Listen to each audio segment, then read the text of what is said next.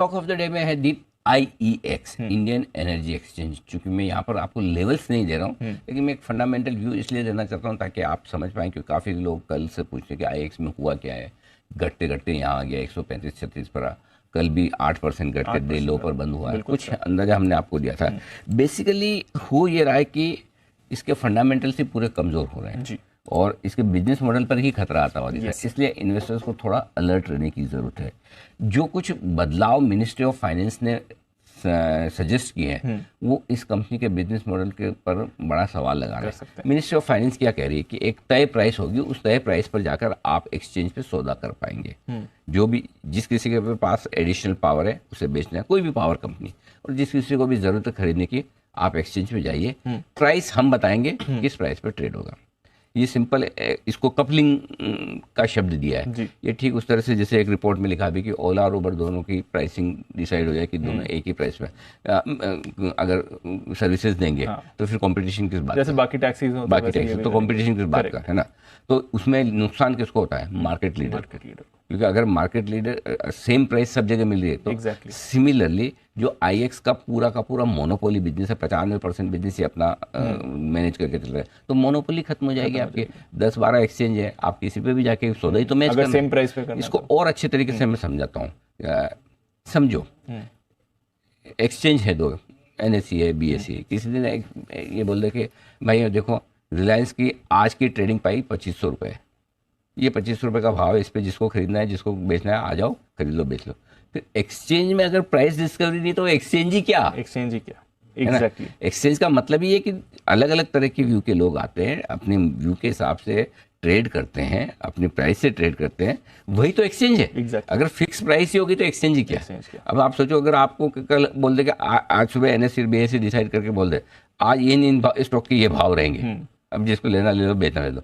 अब जिसको करना है सौदा आएगा, करेगा, ऐसा नहीं कि नहीं होगा, लेकिन कितना होगा और क्यों होगा, और एक्सचेंज कौन है डिसाइड करने वाला? वैसे इसमें बात ये आती है कि क्यों मिनिस्ट्री डिसाइड कर रही है, लेकिन अब यह है कि मिनिस्ट्री के पास पावर है प्राइसेस डिसाइड करने का, उनके अपने रीजन होंगे तो उनके रीजन उनकी जगह, लेकिन इनका बिजनेस मॉडल खतरे में। इसलिए हमने ट्राई भी किया IEX के मैनेजमेंट को बुलाकर बात करने की, लेकिन वो तैयार हुए नहीं है।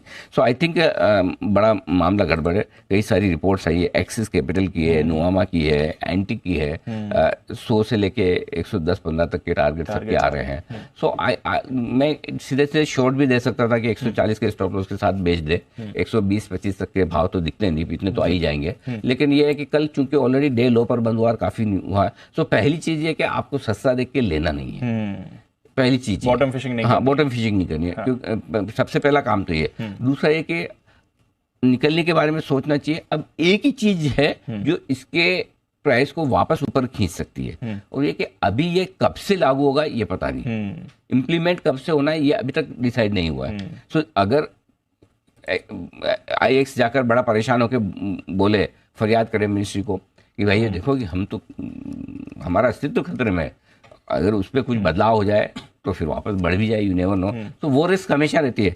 आज की जो सिचुएशन है हम उसका विश्लेषण कर सकते हैं, आज की सिचुएशन के हिसाब से IEX के लिए बड़ा खतरा है। हाँ, मतलब 20% के वॉल्यूम घटते हैं। फॉर एग्जांपल अगर 80% पे वॉल्यूम आ गया, इनकी EPS 40% घट जाएगी। मतलब कमाई निकल जाएगी पूरी की पूरी। सो आई थिंक IEX के लिए बड़ा खतरा है। तो पहली चीज़ ये, आपको खरीदना नहीं है किसी भी भाव में। दूसरा ये कि आपको जहाँ एग्जिट करने का मौका मिले एग्जिट करने के बारे में सोचिए, थोड़ा मामला गड़बड़ है। अगर बहुत एग्रेसिव ट्रेडर हैं, आपको करना ही है, तो 140 का स्ट्रिक्ट स्टॉप लॉस रखें और शॉर्ट करें। ठीक है, अग्रेसिव ट्रेडर्स चाहें तो शॉर्ट भी कर सकते हैं, मतलब जिनको ट्रेड करना है। लेकिन अब वही है, आज फिर से अगर गैप से खुल गया तो क्या शॉर्ट करोगे? मैंने इसलिए प्राइस और वो वाले लेवल नहीं दिए। अब समझो 136, 130, 132 खुला तो मैं खुद ही बोलूंगा मत करो भाई, अब क्या करना है, मतलब वो वही वाली बात है। बट ओवरऑल आज राय देने के पीछे रीजन यही था कि काफी लोगों ने पूछा क्या है क्या नहीं, तो हमने कहा बता दिया। समझ गया सर। तो चलिए, IEX खरीदना नहीं है, अग्रेसिव ट्रेडर्स चाहें तो आज भी शॉर्ट कर सकते हैं, बट नेगेटिव खबर है और इसका इम्पैक्ट डेफिनेटली कल हमने देख लिया था, आज भी शायद आपको आते हुए दिख सकता है।